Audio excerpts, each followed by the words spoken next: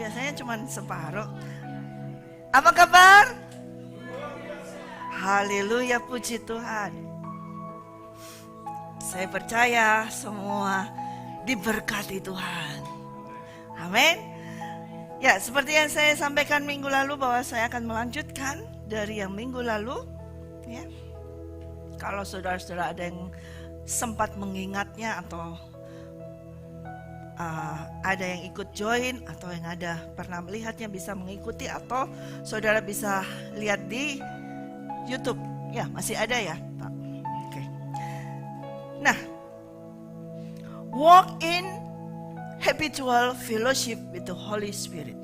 Ya, bahwa minggu lalu kita belajar dari seorang yang bernama Elia.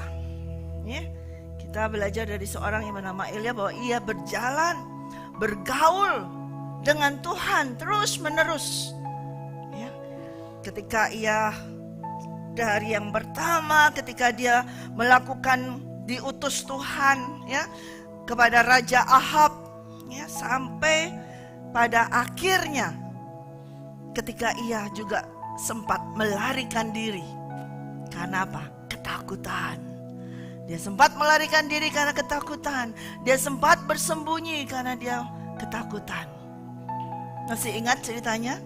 Seorang Elia, ya, yang boleh dibilang sangat besar mungkin ya, kemudian penuh roh Allah, tapi dia sempat mengalami ketakutan sampai dia berlari bersembunyi. Ya. Kalau saudara tahu bersembunyinya itu, coba kita ulang sedikit supaya sudah tahu kalau sembunyinya dia itu di mana. Di 1 Raja-Raja 19. 1 Raja-Raja 19. Nah, di ayat yang ketiga. Ya, di atasnya nggak usah, kita biar cepat. 1 Raja-Raja 19 ayat yang ketiga. Maka takutlah ia, lalu bangkit dan pergi menyelamatkan nyawanya. Setelah sampai ke Beersheba yang termasuk wilayah Yehuda, ia meninggalkan bujangnya di sana. Ya, jadi Elia ini tinggalnya di Israel, ya, di Israel, bukan di wilayah Yehuda, tetapi dia ini sudah keluar dari Israel. Yang mana raja Israel pada saat itu adalah Ahab, istrinya adalah namanya Isabel, ya, Isabel. Jadi saudara jangan sampai Anda punya anak kasih nama Isabel ya, atau cucu kan Isabel aja. Enggak, ini just joke ya maksudnya. Tapi maksudnya ya memang nama itu ada artinya juga kalau begitu. Ya, jadi dia tuh tahu, dia nggak hanya pergi sembunyi di rumahnya sendiri, tapi dia cross country sampai dia menyeberang keluar dari wilayah daripada Ahab. Yang wilayah Ahab itu adalah Israel, dan dia menyeberang sampai ke Yehuda. Nah, supaya apa? Supaya tidak dikejar oleh Isabel. Biar dia merasa, aku sudah nyaman, sudah aman ada di Yehuda. Cross sampai keluar itu wilayah Yehuda. Ia meninggalkan bujangnya di sana. Tetapi ia sendiri masuk ke padang gurun, ayat yang keempat. Sehari perjalanan jauhnya, lalu duduk di bawah sebuah pohon arar. Kemudian ia ingin mati, katanya, cukuplah itu sekarang ya Tuhan, ambillah nyawaku sebab aku ini tidak lebih baik daripada nenek moyangku. Nah, dia duduk di bawah sebuah pohon arar. Ya, ada terjemahan yang menyampaikan bahwa dia duduk di sebuah ini, bukan pohon yang gede, tapi apa itu namanya? Kalau saudara tahu di padang gurun itu ada kayak semak belukar yang seperti apa, sikat atau seperti apa ya, yang seperti ini jalur. Nah, itu aja. Jadi ini bukan di pohon yang besar dia bisa merenaung. Di situ dia nggak akan bisa mati. Sedangkan tujuannya dia ini mau mati. Dia tidak mungkin bernaung di bawah pohon yang gede. Tujuan Elia adalah mau mati. Jadi dia tidak akan bernaung di pohon yang besar.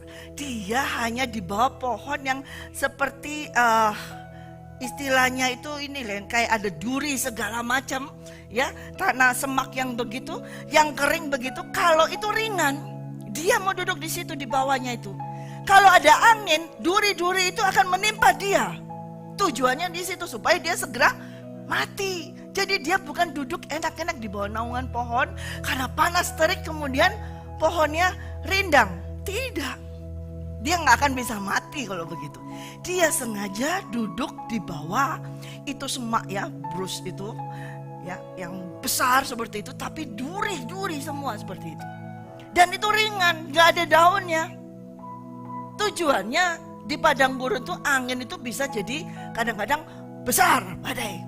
Sehingga ketika itu kena angin menimpa dia, kena durinya. Jadi seringkali kita pikir, oh dia sedang istirahat.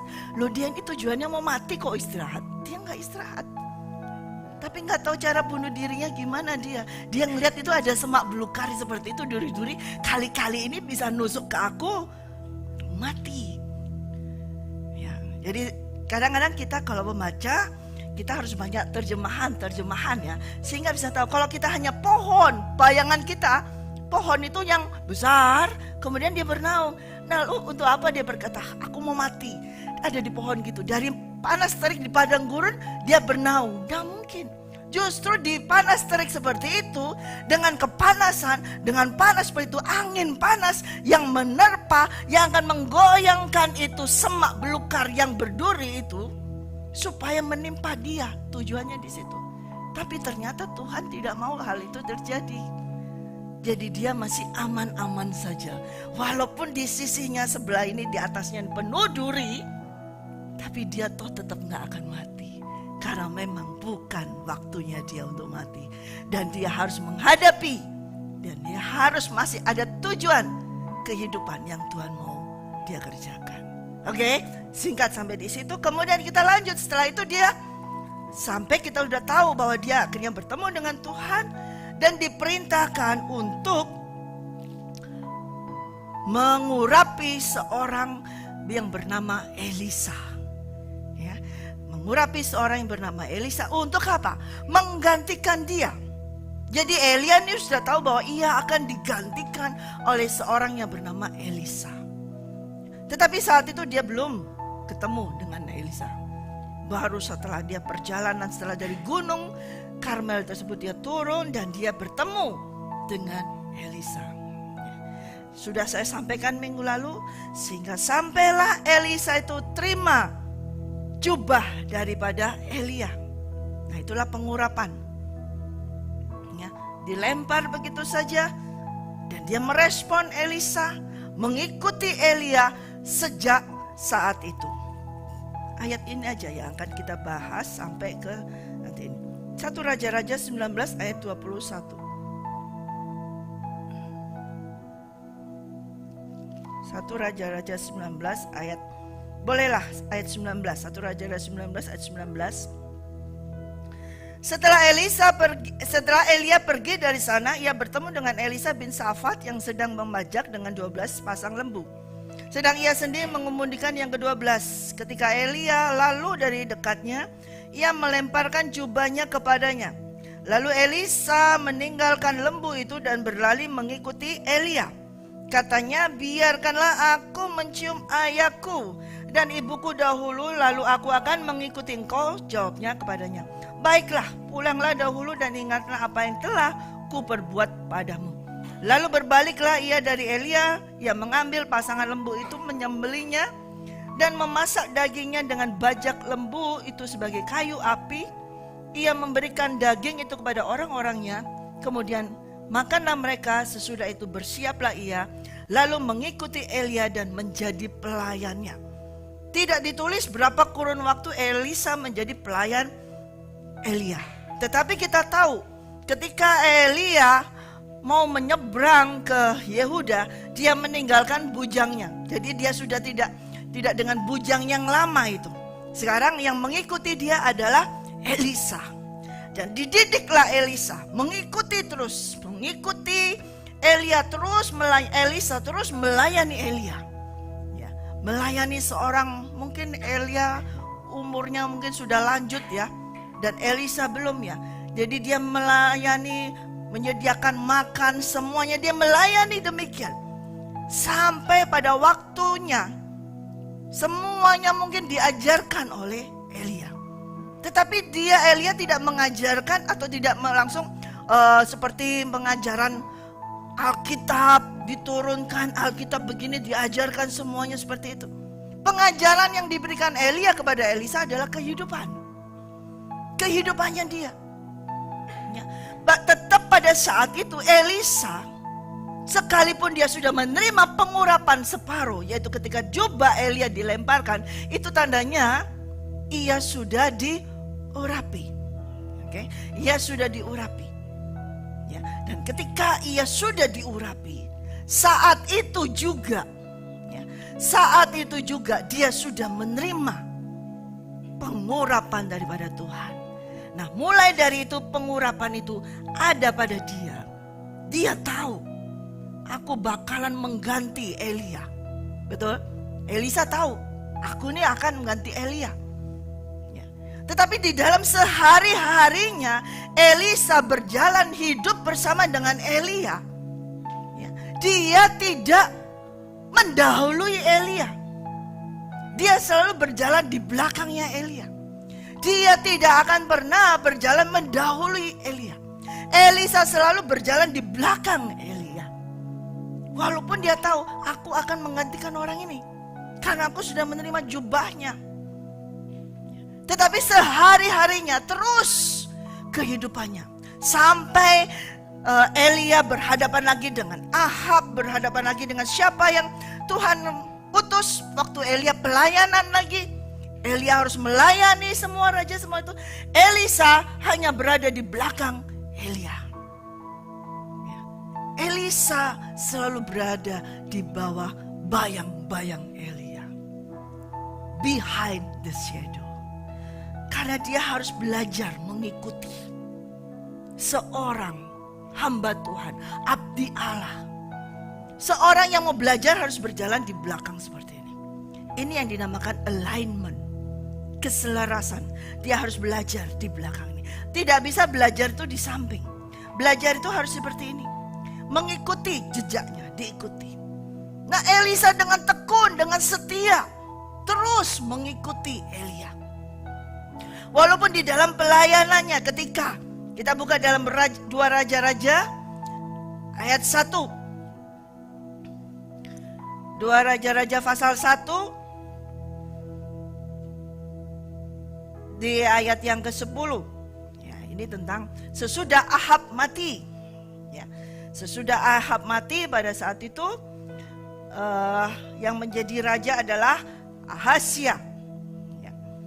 Kemudian Ahazia ini jatuh dari kamarnya dan sakit, dan dia mau minta petunjuk.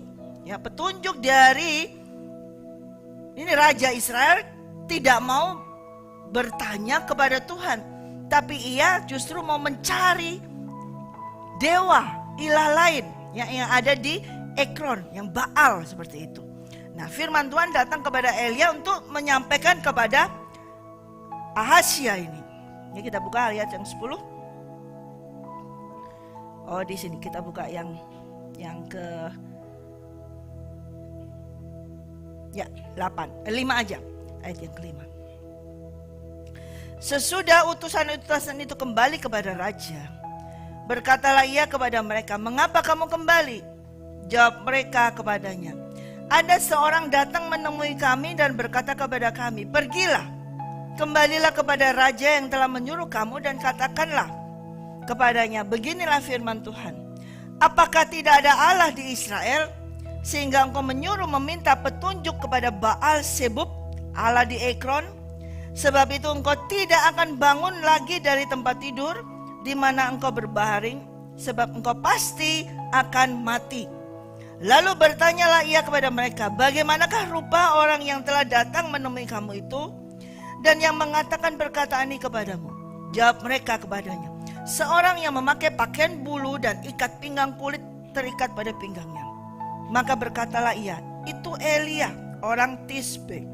Sesudah itu disuruhnyalah kepada Elia seorang perwira dengan ke-50 anak buahnya, orang itu naik menjumpai Elia sedang duduk di atas puncak bukit.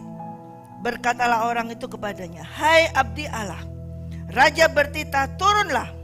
Tetapi Elia menjawab, katanya kepada perwira itu, "Kalau benar aku abdi Allah, biarlah turun api dari langit memakan engkau habis dengan ke-50 anak buahmu." Maka turunlah api dari langit memakan dia habis dengan ke-50 anak buahnya. Sampai sini dulu. Ya, seterusnya nanti kita akan baca.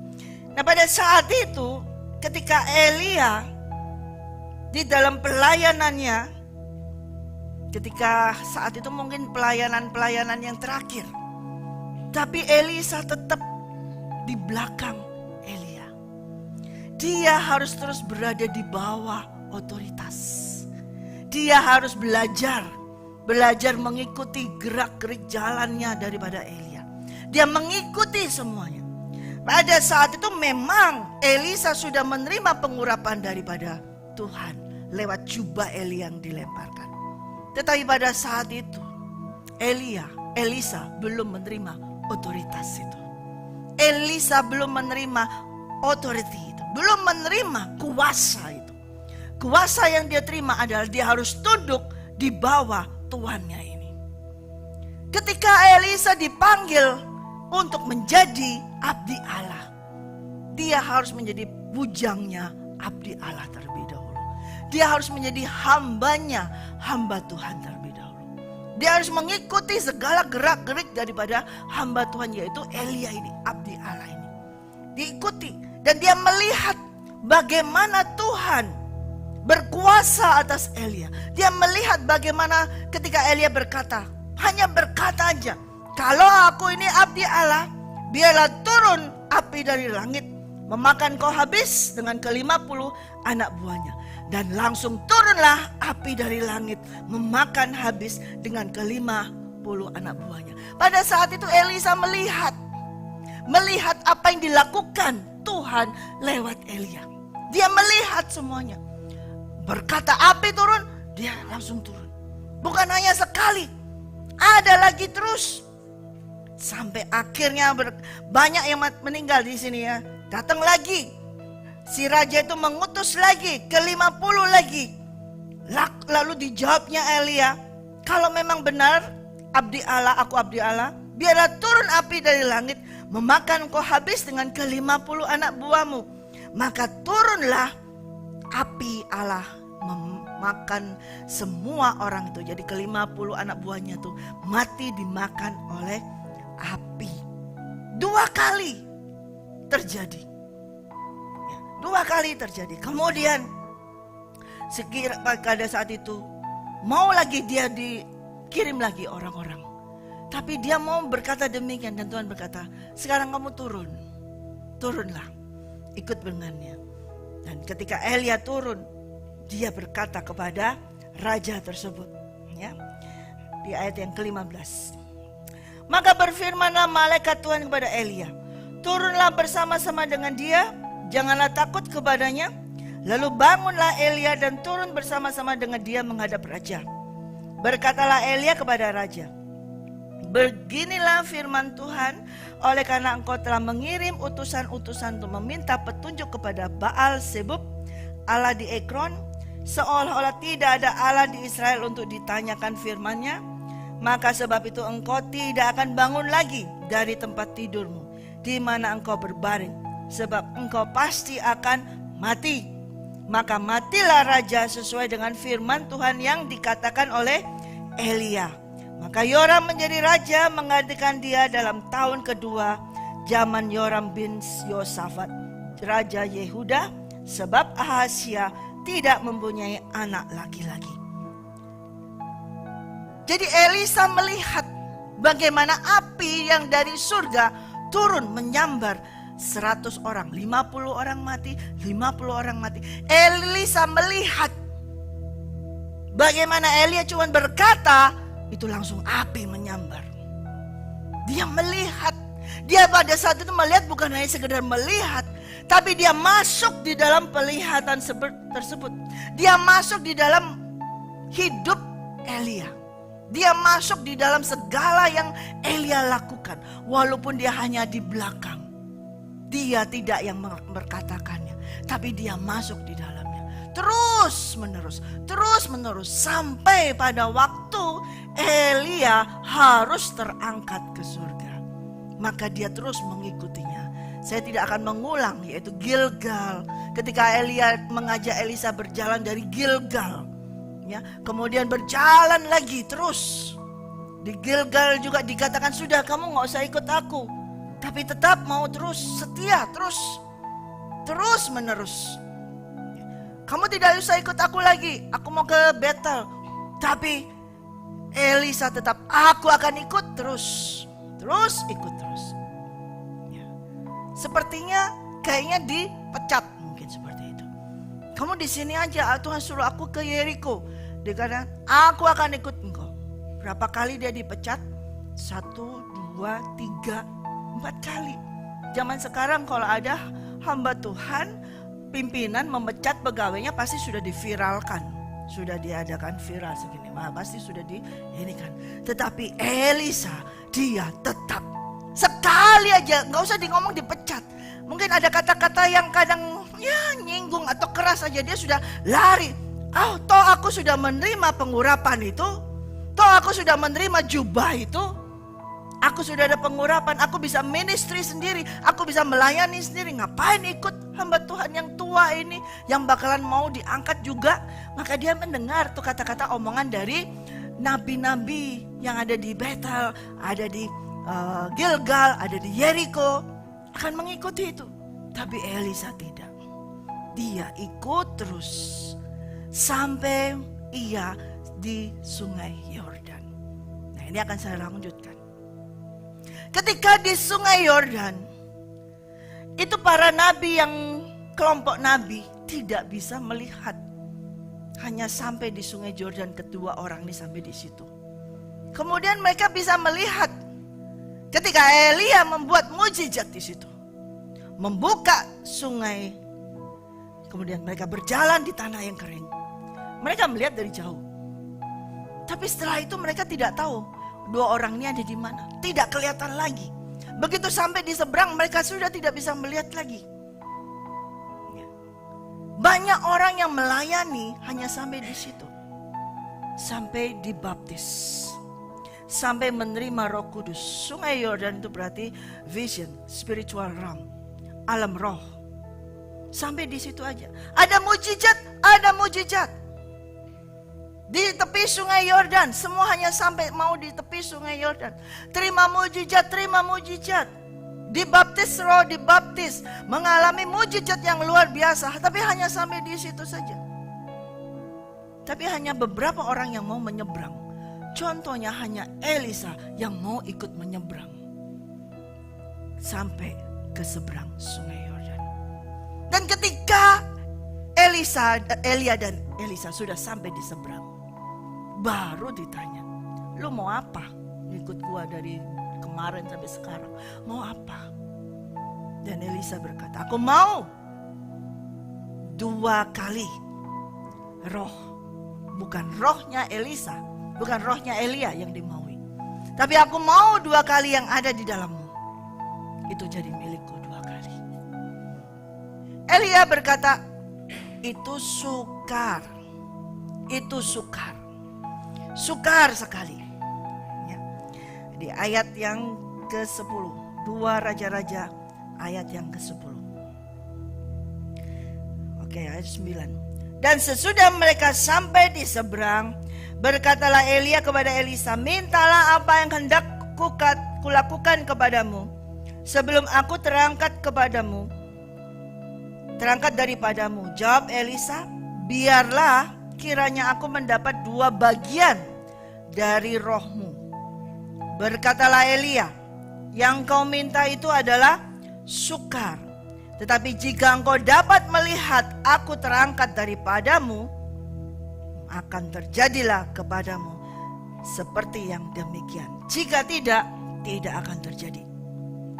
Yang kau minta itu adalah sukar. Tetapi jika engkau dapat melihat aku terangkat daripadamu, akan terjadilah kepadamu seperti yang demikian. Dan jika tidak, tidak akan terjadi. If you can see it, you can have it. Elia berkata, if you can see it, you can have it. Kalau kamu bisa melihat aku terangkat, kamu akan menerimanya. Di sini pengajaran sebelum Elia terangkat, pengajaran terakhir yang diberikan kepada Elisa, yaitu faith. Iman yang bukan sekedar iman yang waktu dia membelah itu sungai Yordan. Bukan itu. Bukan itu saja. Tapi yang terakhir ini yang luar biasa. Iman yang tidak bisa terlihat. Iman itu adalah apa? Bukti dari segala sesuatu yang tidak kita lihat. Bahkan dasar dari segala sesuatu yang kita harapkan. Jadi kalau kamu minta tadi itu 2 kali itu sukar. Tapi kalau kamu bisa melihatnya, sekalipun kamu tidak bisa melihatnya, tidak kelihatan secara fisik, tapi kamu bisa melihatnya dalam roh, maka kamu akan menerimanya. That is a faith. Itu adalah iman. Ini yang diajarkan, ini yang diturunkan yang terakhir, ini yang terpenting, yang diturunkan Elia kepada Elisa. Selama perjalanan itu dia mengikuti Elia, itu dididik, mengikuti semua, bangun pagi, bergaul semuanya, dia hanya melayani, serve. Elisa hanya melayani Elia secara fisik, secara roh, melayani makan, semuanya semua dilayani, mengikuti semua, disuruh ke sana ke sini, dia melakukannya.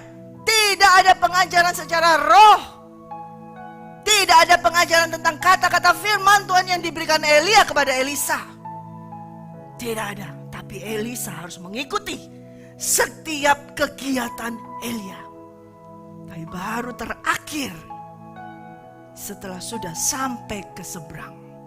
Karena Elia harus menanti melihat kesetiaan daripada Elisa. Dia tidak hanya mau berhenti sampai di tepi sungai Yordan, tapi dia mau masuk menyeberang sungai Yordan. Apakah dia nggak mikir, kalau aku bisa jalan, kalau itu air balik lagi terus aku tenggelam, nyebrang ini nggak dengan perahu, nyebrang ini dibuka. Ya kalau itu ada yang nahan, bendungan itu ada.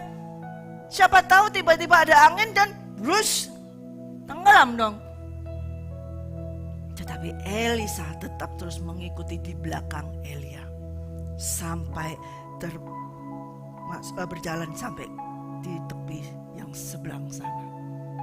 Dan barulah ketika Elia melihat orang ini tetap tekun setia dan dia bisa melihat yang sampai di sini. Lalu baru ditanya, minta apa? Minta 2 kali. 2 kali yang ada di dalam kamu. Bagian roh yang mana? Roh Allah yang ada di dalam Elia, yaitu pergaulan Elia dengan roh Allah. Hidup persekutuan intim Elia dengan roh Allah. Hidup sehari-hari persekutuan yang intim antara Elia dengan Allah Bapa. Itu yang diminta 2 kali lipat. Kalau Elia bisa bergaul seperti itu, Elisa minta 2 kali lipat. 2 kali pergaulannya Elia dengan Allah Bapa. Dikatakan sukar. Tapi kalau kamu bisa melihat pergaulanku dengan Allah Bapa yang tidak bisa dilihat, maka kamu akan menerimanya. Itu adalah iman.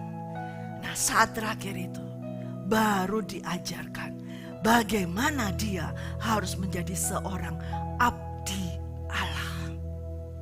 Bagaimana Elisa harus menjadi seorang abdi Allah. Bukan hanya seorang hambanya, hamba Tuhan, bujangnya abdi Allah. Tapi kamu harus menjadi abdi Allah itu sendiri. Ya kalau kamu bisa melihat, baru kamu bisa punya iman. Itu tidak bisa dilihat. Siapa yang bisa lihat iman? Gak ada. Tapi iman ini saudara, kalau tidak diajarkan, tidak bisa. Iman ini tertulis di Alkitab begitu, iman percaya Yesus, percaya Yesus, percaya. Percaya, percaya, percaya. Berapa banyak itu nabi-nabi yang lain percaya kepada Tuhan Allah. Mereka juga percaya. Tapi percaya yang seperti mana? Percaya hanya sebatas mata bisa melihat. Tapi harus bisa percaya ketika mata kita tidak melihat. Kita harus bisa percaya bahwa itu ada. Nah, itu iman. Dan saat itu baru pengajaran terpenting yang Elia berikan kepada Elisa. Kalau kamu mau menjadi hamba Allah, kalau kamu mau menjadi abdi Allah, kamu harus bisa melihat yang tidak kelihatan itu. Karena Allah tidak bisa dilihat. Tapi bukan berarti tidak ada. Kamu bisa melihat Allah. Kamu bisa melihatnya.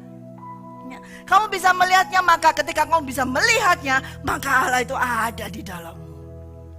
Ketika kita bisa melihat sesuatu yang tak kelihatan, maka yang tak kelihatan itu, siapa yang tak kelihatan? Tuhan Allah Bapa, Tuhan Yesus dan Roh Kudus itu ada di dalam kita. Kamu bisa memilikinya, bahkan 2 kali. Katakan Elia minta 2 kali. Bahkan kepada kita diberikan berapa? Berkali-kali. Segalanya kalau kita bisa melihat Dia yang tidak bisa kita lihat, kita menerimanya segala-galanya.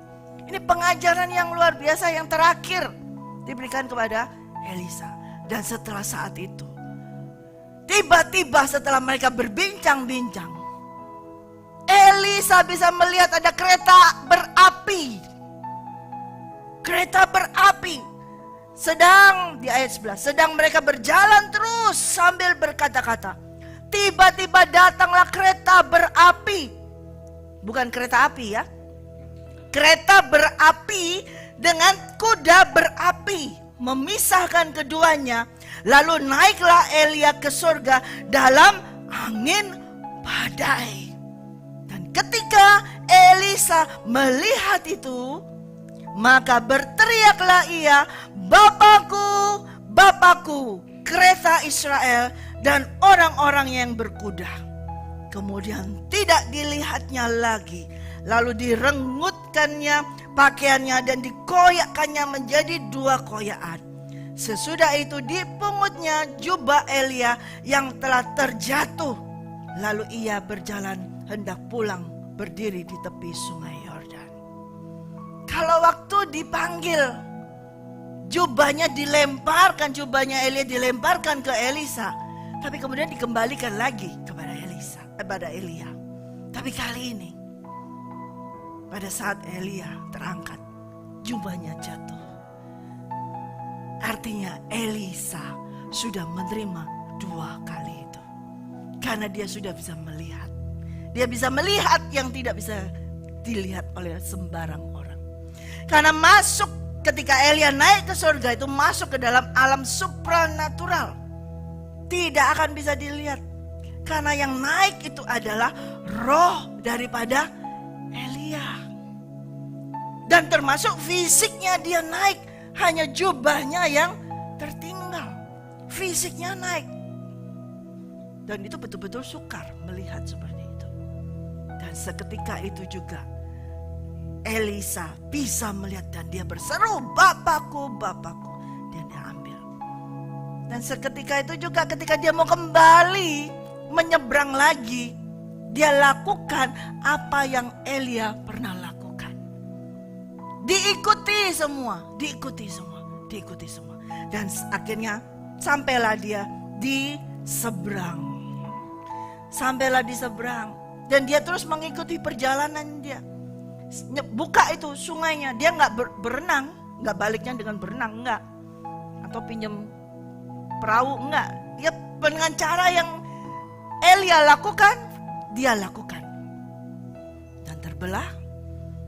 Nah, baru orang itu baru melihat ketika Elisa kembali sendiri, baru yang itu rombongan nabi-nabi. Nah, tuh rohnya Elia sudah hinggap di atas Elisa. Mana bisa roh itu hinggap, ya kan? Dan mereka hanya melihat demikian, tapi itu bukan rohnya Elia, tapi roh Allah Bapa ada di dalam Elisa. Karena Elisa bisa melihat Allah Bapa itu, maka dia menerimanya kembali. Nah kalau sudah melihat orang yang demikian, orang-orang itu cenderungnya apa? Menyembah. Seperti itu. Terus dia menyeberang dan dia lakukan terus kembali ke Yeriko. Tetap kembali jalurnya, dia kembali ke Yeriko. Ya, coba kita buka di Raja-Raja 2 ayat 19. Berkatalah penduduk kota itu kepada Elisa, cobalah lihat, letaknya kota ini baik, tetapi tuanku lihat tetapi airnya tidak baik, dan di negeri ini sering ada keguguran bayi. Jawabnya, ambillah sebuah pinggan baru bagiku dan taruhlah garam ke dalamnya. Maka mereka membawa pinggan itu kepadanya. Kemudian pergilah ia ke mata air mereka dan melemparkan garam itu ke dalamnya, serta berkata, beginilah firman Tuhan, telah kusehatkan air ini, maka tidak akan terjadi lagi olehnya kematian atau keguguran bayi. Demikianlah air itu menjadi sehat sampai hari ini, sesuai dengan firman yang telah disampaikan Elisa. Mulai setelah itu dia melakukan apa yang Elia lakukan. Elisa sudah tidak lagi berada under the shadow Elia. Elisa tidak lagi berada di bayang-bayang Elia. Ketika Elia diangkat, nah mulai Elisa berjalan sendiri seperti ini. Bersama dengan siapa? Dia menerima Roh Allah, 2 porsi yang ada di dalamnya. Dia berjalan mengikuti jejak yang dilakukan oleh Elia.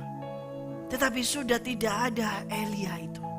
Dia sendiri yang ada berjalannya. Jalan terus. Setelah dari Yeriko, ikuti lagi, balik lagi sampai ke Betel. Di Betel, di ayat yang 23. Elisa pergi dari sana ke Betel. Dan sedang ia mendaki, maka keluarlah anak-anak dari kota itu, lalu mencemooh dia serta berseru kepadanya, naiklah botak.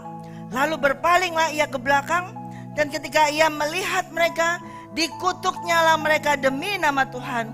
Maka keluarlah 2 ekor beruang dari hutan, lalu mencabik-cabik dari mereka 42 orang anak.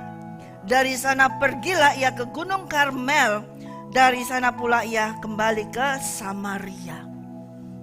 Ya. Betel.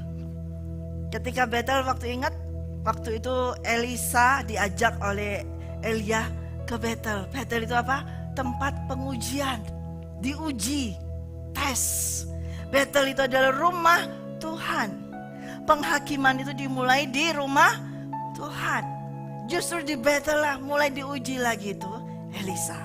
Dicemooh. Hai botak, mungkin dia botak kali ya. Botak naik, botak. Naik kemana? Maksudnya dia lu naik sana ikut Tuhan lu. Naik sana ikut Tuhan lu. Naik sana. Cemooh. Yang mencemooh ini bukan orang-orang yang ini, tapi orang-orang yang mengenal Tuhan. Ya. Berapa banyak kita setelah kita menerima pengurapan dari Tuhan, setelah kita bisa melihat iman, mendapat iman itu, bisa melihat yang tidak kelihatan itu, ada iman.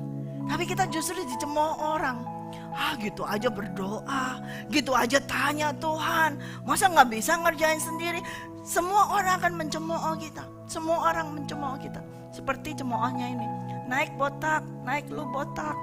Naiklah botak, di sini gak ada yang botak. Gak ada yang botaknya. Naik sana, naik. Sudah naik sana, cemooh. Tapi pelajarannya apa? Hati-hati, jangan mencemooh abdi Allah. Jangan mencemooh hamba Tuhan. Ya. Jangan pernah mengutuki hamba Tuhan atau mencemoohnya. Ya. Langsung ini terjadi, keluar 2 ekor beruang dari hutan. Lalu mencabik-cabik 42 orang anak. Terus mulai. Ya. Itu mujizat yang ketiga. Di kedua, ketiga. Terus mulai dia. Elia selama kehidupannya, dia banyak melakukan perkara Tuhan, mujizat Tuhan. Mungkin kalau saya mencatatnya, itu ada 8. Ya. Tapi Elisa melakukannya double. Ada 16 kali kalau saya lihat. Ada 16 kali. Ya. Kita tidak bisa membahasnya kali ini. Ya. Tapi terus dia juga sama ketika Elia juga menyembuhkan seorang anak dari janda Sarfat. Ketika mati, bukan menyembuhkan lagi, membangkitkan. Dengan cara yang sama dia itu membaringkan tubuhnya. Demikian juga Elisa melakukan kepada anak dari janda Sunem. Bukan janda, perempuan Sunem. Ya, sama. Ya. Kemudian apalagi banyak. Kasih makan. Kalau Elia memberikan kasih makan 1 orang janda, 2 orang dengan anaknya. Tapi Elisa memberi makan 100 orang. Kasih makan banyak. Jadi kalau kita lihat saudara teliti, betul Elisa menerima double porsi. Betul memang Elisa melakukan 2 kali yang tuannya lakukan. Karena apa? Tadi yang terakhir itu. If you can see it, you can have it. Kalau engkau bisa melihatnya, maka kamu akan mendapatkannya. Sekarang apa yang saudara butuhkan dalam kehidupan kita? Kalau engkau bisa melihat Tuhan Allah Bapa, engkau memiliki iman itu, maka engkau akan bisa melihatnya. Opa Abraham Alex Tanu Saputra melihat tempat ini penuh. Saya pun melihat tempat ini akan penuh. Saudara pun harus bisa melihatnya penuh. Semua full timer harus bisa melihatnya tempat ini penuh. Karena dia sebagai Bapak yang pertama kali yang Tuhan tanamkan di menara doa. Kalau beliau sekarang sudah diangkat, dipanggil Tuhan. Beliau melihat menara doa Jakarta yang di Kemayoran itu jadi. Walaupun tidak tahu bagaimana caranya, menara itu jadi dan itu milik Tuhan. Dan Tuhan akan mengembalikan apa yang miliknya Tuhan. Tidak bisa dimiliki oleh siapapun. Dan itu tetap milik Tuhan. Saya tetap melihatnya terjadi. Bagaimana dengan saudara? Dan itu tetap miliknya Tuhan. Nggak tahu gimana caranya Tuhan. Tuhan bisa gelitik itu orang-orang untuk mengembalikan kepada Tuhan. Amin. Bisa melihat ini? Kalau engkau bisa melihat ini, maka engkau akan mendapatkannya. Apa yang kau butuhkan dalam kehidupanmu? Semuanya dilatih apa? Kalau kamu bisa melihatnya, maka kamu akan mendapatkannya. Rasul Paulus berkata, kita hidup bukan karena melihat, tapi kita hidup dengan percaya. Percaya iman dasar dari segala sesuatu yang tidak kita lihat. Kalau kita memiliki iman, percaya, maka kita akan menerimanya.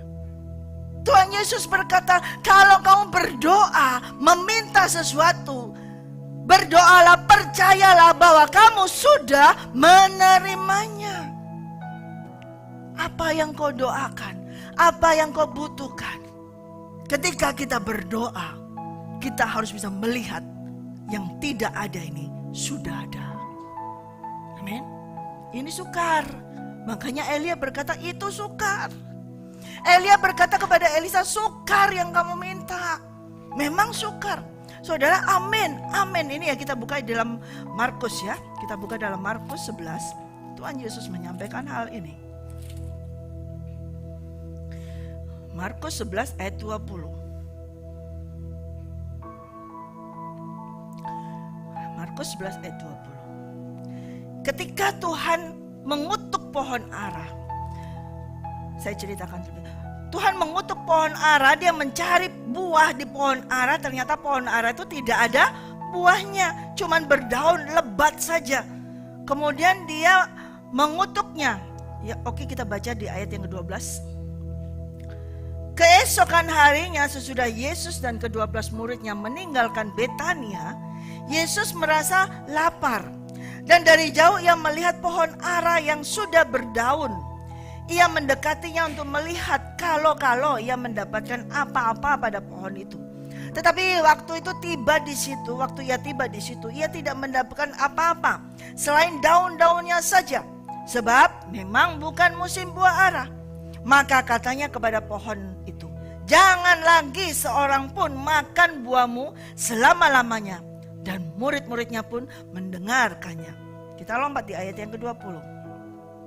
Pagi-pagi ketika Yesus dan murid-muridnya mereka lewat kembali ke jalur yang tadi, Mereka melihat pohon ara tadi itu sudah kering sampai ke akar-akarnya. Berarti sudah tidak akan bakalan bisa tumbuh lagi. Kalau akarnya sudah kering, ia tidak akan bisa tumbuh, berarti itu pohon sudah mati. Maka teringatlah Petrus akan apa yang terjadi. Lalu ia berkata kepada Yesus, "Rabi, lihatlah, pohon ara yang kau kutuk itu sudah kering." Yesus menjawab mereka, "Percayalah kepada Allah. Aku berkata kepadamu, sesungguhnya barang siapa berkata kepada gunung ini, beranjaklah dan tercampaklah ke dalam laut, asal tidak bimbang hatinya, tetapi percaya bahwa apa yang dikatakannya itu akan terjadi, maka hal itu akan terjadi baginya." Karena itu sama-sama kita baca 2, 3. Karena itu aku berkata kepadamu, apa saja yang kamu minta dan doakan, percayalah bahwa kamu telah menerimanya, maka hal itu akan diberikan kepadamu. Dan jika kamu berdiri untuk berdoa, ampunilah dahulu sekiranya ada barang sesuatu dalam hatimu terhadap seseorang, supaya Bapamu yang di surga mengampunimu kesalahan-kesalahanmu. Tetapi jika kamu tidak mengampuni, maka Bapamu yang di surga juga tidak mengampuni kesalahan-kesalahanmu. Amin. Jadi kalau kita nih di sini menara doa, kita berdoa. Saudara-saudara, kita semua berdoa. Kita berdoanya dengan cara apa? Memang kita berdoanya ada sesi doa 3 jam. Di sini ada prayer gate dengan musik, dengan firman, ya sekitar 2 jam setengah, ya. Terus berdoa dalam roh. Sudah masuk, sudah sampai di tepi sungai Jordan. Masuk di dalam alam roh, sudah di situ. Ya. Tetapi kalau kita tidak mau menyeberangnya, kalau kita tidak mau terus cross the river, menyeberangnya artinya masuk ke dalam alam roh. Terus masuk ke dalam alam roh. Dan sampai melihat supranatural yang tidak bisa dilihat dengan mata secara kasat mata. Itu terlihat di dalam imanmu, terlihat di dalam hatimu, rohmu. Kau bisa melihatnya. Maka doa-doa kita, ya, mau 3 jam, 2 jam, 1 jam, 4 jam, seharian, kalau saudara tidak bisa melihat yang tidak kelihatan itu, maka itu tidak akan pernah terjadi. Tetapi kalau engkau berdoa hanya sebentar, tapi engkau bisa melihat yang tidak kelihatan itu, maka hal itu akan terjadi. Ketika Yesus berkata kepada para muridnya, "Karena itu aku berkata kepadamu, apa saja yang kamu minta dan doakan, percayalah bahwa kamu telah menerimanya." Artinya apa? Sudah di depan mata. Maka hal itu akan diberikan kepadamu. Buka mata, belum jadi. Buka mata, gak ada di makanan, di meja makan gak ada makanan. Buka mata gak ada. Tutup mata, ada makanan. Buka mata, gak ada makanan. Tutup mata, ada makanan. Terus lagi, lama Tuhan berdoa terus, lama-lama perut ini gak kerasa lapar lagi. Karena Tuhan berkata, ada padaku makanan yang tidak kamu ketahui, yaitu firman Tuhan. Kalau kita bergaul terus, bisa melihat, terus bergaul terus, maka Dialah akan memberikan makanan pada kita. Terlebih makanan roh. Dan itu menguatkan tubuh kita. Kita berdoa, saudara, menara doa ini jadi, pasti jadi, pasti penuh. Menara doa jadi, karena apa? Ini milik Tuhan. Apa yang kita bisa, kita butuhkan, kita doa, kita harus melihat yang tidak kelihatan ini. Coba sekarang semua tutup mata. Apa yang kau butuhkan? Semua tutup mata. Apa yang kau butuhkan? Kesehatanmu, keuanganmu, atau apa saja? Jodohmu, kehidupanmu. Engkau tutup mata, itu jadi. Buka mata, belum ada. Tutup mata lagi. Ayo, tutup mata lagi. Kelihatan sudah? Jadi buka? Belum. Kalau belum, tutup lagi matanya. Ya. Siapa yang pernah ingat pengajaran daripada Opa Alex tentang hal ini? Kalau kamu bisa melihat, betul? Tutup mata. Kelihatannya, lihat apa sekarang? Nah, kemudian bisa lama-lama tanpa tutup mata kamu bisa melihat. Maka itu akan terjadi padamu. Ini harus dilatih. Kita buka mata, ya bangku masih kosong. Tutup mata, penuh semuanya di sini, cantik-cantik, ganteng-ganteng. Oh, keren-keren semua. Buka mata, belum, kosong. Tutup mata lagi terus, begitu pasti akan terjadi. Amin. Apa saudara yang kau butuhkan?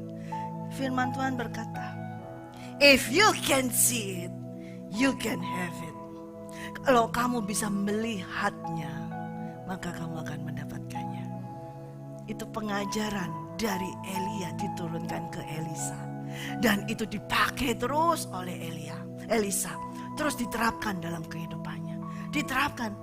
Dia bisa melihat. Bahkan diterapkan terus. Ya, diterapkan terus. Bahkan yang terjadi dalam kehidupan daripada Elisa. Lebih daripada itu. Saya nanti akan minggu depan akan terus saya inikan. Tapi saya mau inikan aja. Pancingan aja supaya saudara datang minggu depan. Ya.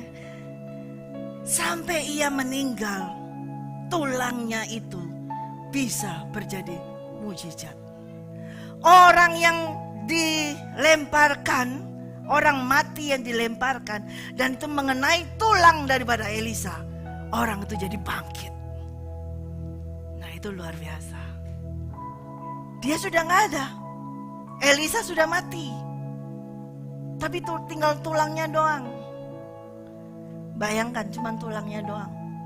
Tulang. Kemudian dilemparkan orang yang mati di situ. Dan bersentuhan dengan tulang tersebut. Orang yang mati itu bisa bangkit. Nah itulah mujizat yang ke-16 yang dilakukan dalam kehidupan Elisa. Double porsi. Saudara mau double porsi? Lihat apa yang tidak bisa dilihat oleh semua orang.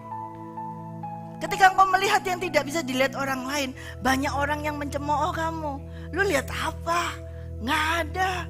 Mana? Menara doa mana? Selalu digitukan, opa dulu dicemooh. Mana dicemooh terus sampai sekarang mungkin dicemooh terus. Sampai hari ini mungkin kita dicemooh. Mana? Tapi saya bisa melihat apa yang tidak kelihatan itu. Dan saya harap saudara semua bisa melihat yang tidak kelihatan itu. Demikian juga ketika kita nanti menantikan Tuhan Yesus Kristus. Kalau engkau tidak bisa melihat yang tidak kelihatan itu, maka itu tidak akan terjadi. Kita harus naik terlebih dahulu, masuk ke spiritual realm, masuk ke supernatural. Baru kita akan bisa melihat Yesus datang menjemput kita. Amin. Sekali lagi katakan, if you can see it, you can have it. Yes. Sekali lagi, if you can see it, I can have it.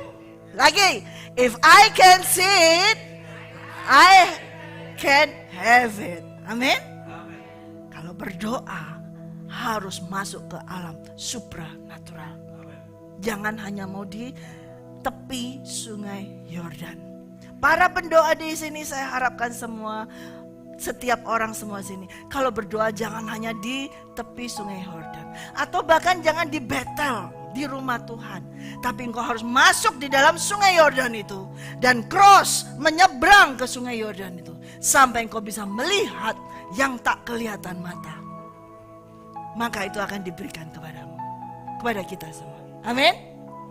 Amin. Saudara semua percaya? Oke, mari kita bangkit berdiri. Mujizat itu tetap ada. Semua yang percaya katakan amin. Saudara percaya? Pasti ada. Pasti akan terjadi.